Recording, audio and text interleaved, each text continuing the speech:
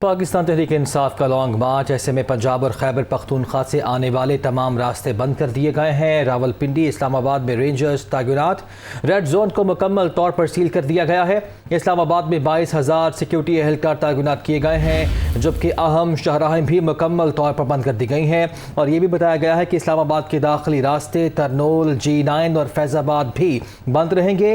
Islamabad express way और बनीगाला जाने वाले रास्ते भी बंद होंगे, जबकि Punjab constabulary 8,000, anti riots force, Sindh police के 2,000 एहलकारों को तलब किया गया है, जबकि कैदियों की 100 गाड़ियां और आंसू गैस के भी 15,000 शेल मंगवा लिए गए हैं। जी हाँ, पाकिस्तान तहरीक इंसाफ का लॉन्ग मार्च के जिसकी वजह से पंजाब और खैबर पख्तूनख्वा से आने वाले तमाम रास्ते बंद कर दिए गए।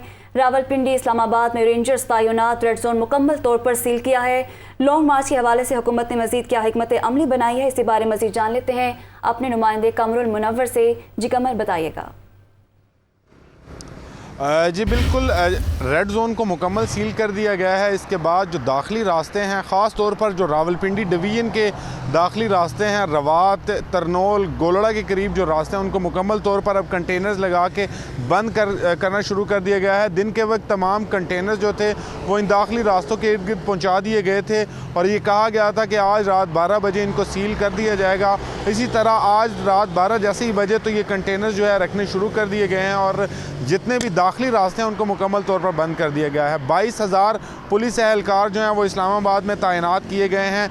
इनको पहले रेंजर्स जो होंगे वो रेड जोन के अंदर उनकी तैनाती की गई है, उसके बाद इस्लामाबाद पुलिस के लोग हैं, जबकि सिंध पुलिस और पंजाब कांस्टेबलरी के जो लोग हैं उनको दाखिली रास्तों पर जो है वो तैनात किया गया है। इमरान खान ने अभी कुछ ही देर पहले एक बयान जारी किया जिसमें ये कहा कि अब उनकी मंजिल जो है वो श्रीनगर हाईवे नहीं बल्कि डी चौक है और वो उसके बाद डी चौक जाएंगे। इसी वजह से अब प्लान को दोबारा से रिवाइव किया जा रहा है और कश्मीर हाईवे समेत जो दूसरे रास्ते हैं उनको भी मुकम्मल तौर पर बंद करने का फ़ैसला किया गया है, क्योंकि पहले प्लान ये था कि पेशावर मोड़ के करीब अगर ये लॉन्ग मार्च पहुंचता है तो इसको यहाँ पर ही रोका जाएगा और यहाँ पर मौजूद जो कंटेनर्स हैं उनकी तादाद यहाँ पर ही बढ़ाई जाएगी। लेकिन अब कहा जा रहा है इमरान खान की जानिब से कि वो डी चौक जाएंगे, इसी वजह से स्ट्रेटजी को चेंज किया जा रहा है और सारे कंटेनर जो हैं 300 के करीब जो कंटेनर्स हैं वो रेड जोन के इर्द गिर्द जो है वो लगाए जा रहे हैं। मैं आपको ये भी बताऊँ कि जो अटक के करीब पुल है उसके ऊपर भी जो है भारी नफरी तैनात की गई है और मिट्टी से भरे कंटेनर जो हैं वो भी पुल के ऊपर लगा दिए गए। इससे पहले भी जब वहाँ पर कोशिश की गई थी पिछले अदवार में परवेज़ खटक की जानिब से लॉन्ग मार्च लाने की, तो वहाँ पर ही उन्हें रोका गया था। इसी वजह से इस दफ़ा भी यही कोशिश की जा रही है कि अटक ब्रिज जो है उसके ऊपर इन तमाम लोगों को रोका जाए और उनको आगे आने की इजाज़त ना दी जाए। आज दिन के वक्त जो है वज़ीर दाखिला राना सनाउल्लाह जो है उनकी जानिब से ये ऐलान किया गया था कि काबीना में और तमाम इत्तेहादियों के साथ मिलकर ये फैसला किया गया है कि हर सूरत इस लॉन्ग मार्च को रोका जाएगा। इसी वजह से अब जो है इस लॉन्ग मार्च को रोकने के अमली इक़दाम शुरू कर दिए गए हैं। बिल्कुल ठीक है। यानी कमर, आपने हवाला भी दिया 2016 में गालिबन वो मार्च हुआ था और उस मार्च में हमने तसादुम भी देखा था। तो जो अभी सूरत हाल है, क्योंकि 100 गाड़ियां भी मंगवाई गई हैं कैदियों की आंसू गैस की, फिर 15,000 शेल भी मंगवाए गए हैं, तो कल तसादुम भी नहीं हो सकता है।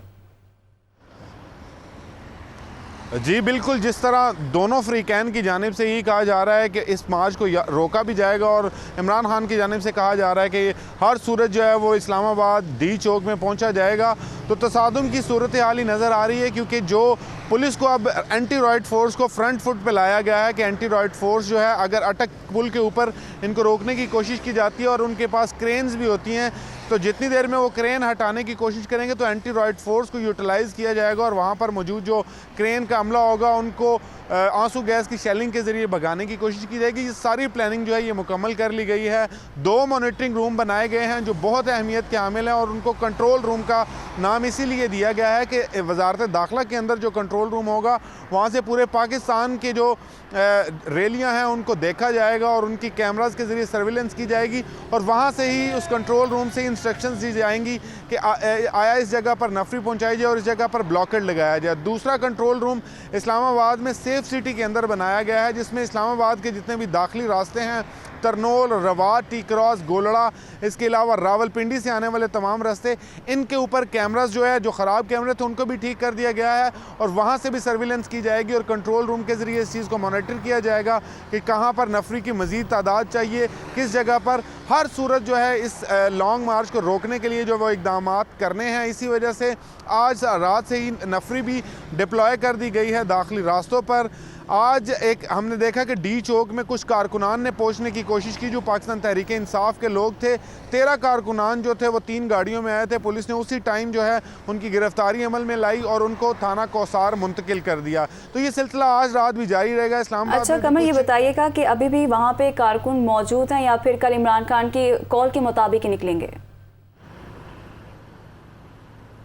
देखिए, गुज़श्ता रात जिस तरह मुख्तलिफ लीडरान जो हैं इस्लामाबाद की मकामी क़यादत, इसके अलावा जो शेख रशीद अहमद ख़ास तौर पर उनके घर के बाहर जो है वो उन्होंने एक ट्वीट भी किया और उसमें ये कहा कि मेरे घर के बाहर जो है पुलिस की गाड़ियाँ हैं। ताहम उनकी गिरफ्तारी तो अमल में नहीं आ सकी, लेकिन कहा यह जा रहा है कि मुख्तलिफ लोगों को जब गिरफ़्तार करना शुरू कर दे तो हमने देखा कि इस्लामाबाद में उस तरह आज कोई लोग बाहर नहीं निकल पाए। जिस तरह पहले पाकिस्तान तहरीक इंसाफ के कोई एहतजाज होता था तो लोग 2-2 3 दिन पहले ही निकलना शुरू हो जाते थे। तो हमने देखा कि आज इस्लामाबाद में ना तो लोग बाहर निकले, ना ही हमें कोई नज़र आया, क्योंकि जो 25 तारीख की कॉल का ऐलान किया गया था वो पेशावर से किया गया था और कहा यह गया था कि तमाम लोग पहुँचे। उसके बाद आज हमने देखा कि रावलपिंडी इस्लामाबाद में ना तो कोई रैली निकाली गई, ना ही कोई जलसा ऐसा था जिसमें इन लोगों ने ऐसी कोई कैंपेन की हो कि कल जो है 25 तारीख के लिए निकलना है।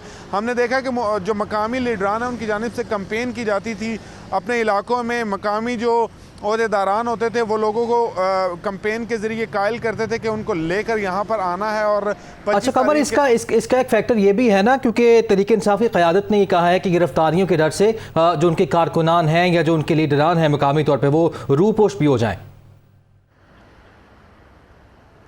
जी बिल्कुल ऐसा भी है, क्योंकि रावलपिंडी की जो क़यादत है उसमें अगर देखा जाए इजाज़ खान जाजी उनके घर पर रेड हुआ, उसके बाद उनकी गिरफ्तारी तो अमल में नहीं आ सकी, लेकिन वो बाहर नहीं आए उस तरह लोगों को लेकर।